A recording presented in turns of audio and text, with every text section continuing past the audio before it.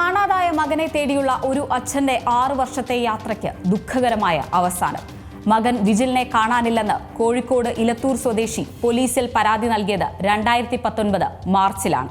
പക്ഷേ പോലീസിന് വിജിലിനെ കുറിച്ച് ഒരു വിവരവും ലഭിച്ചില്ല.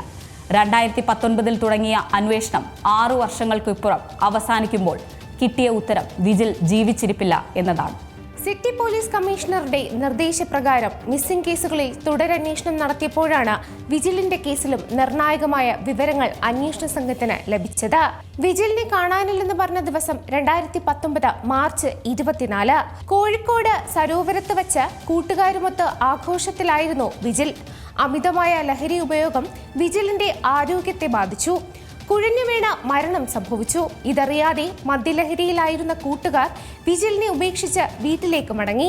2 ദിവസത്തെ പഴക്കത്തോടെ വിജിലിന്റെ മൃതശരീരം കണ്ട് ഞെട്ടിയ കൂട്ടുകാർ മരണവിവരം പുറത്തു പറയാതെ മൃതദേഹം കുഴിച്ചിട്ടു എന്നാണ് പോലീസ് നൽകുന്ന വിവരം. വിജിലിന്റെ സുഹൃത്തുക്കളെ ചോദ്യം ചെയ്തപ്പോഴാണ് സത്യം പുറത്തു വന്നത്. എരഞ്ഞിപ്പാലം സ്വദേശി നിഖിൽ, പൂവാട്ടുപറമ്പ് സ്വദേശി ദീപേഷ്, വേങ്ങേരി സ്വദേശി മഞ്ജിത്ത് എന്നിവരെ പോലീസ് പിടികൂടി.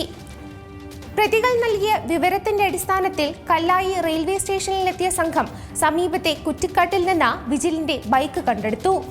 പിന്നീട് വിജിലിനെ കുഴിച്ചുമൂടിയ സരോവരത്ത് പരിശോധന തുടങ്ങി. 3-ാം നാൾ വിജിലിന്റെ ഷൂ കണ്ടെടുത്തു.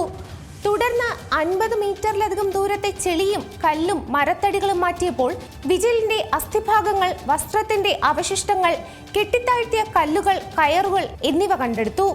വിജിലിന്റെ അമ്മയുടെയും സഹോദരന്റെയും DNA സാമ്പിളുകൾ ശേഖരിച്ചാണ് വിജിലിന്റെ മൃതദേഹ അവശിഷ്ടങ്ങളാണെന്ന് സ്ഥിരീകരിച്ചത്. ഏറ്റവും പുതിയ വാർത്തകളും വിശേഷങ്ങളും വിരൽ തുമ്പിലറിയാൻ സീ മലയാളം ന്യൂസ് എല്ലാ ഡിജിറ്റൽ പ്ലാറ്റ്ഫോമുകളിലും ലഭ്യം.